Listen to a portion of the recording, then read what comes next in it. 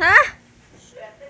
Ano? Bakit ako palagi nalalagpas? Saan?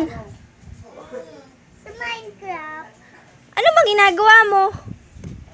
Mga tutulog na ako. Bakit? Gabi na ulit? Anong oras na dyan?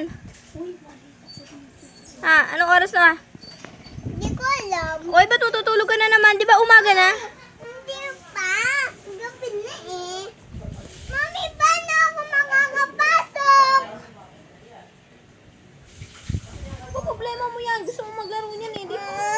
Paano ako makakapasok dito sa loob?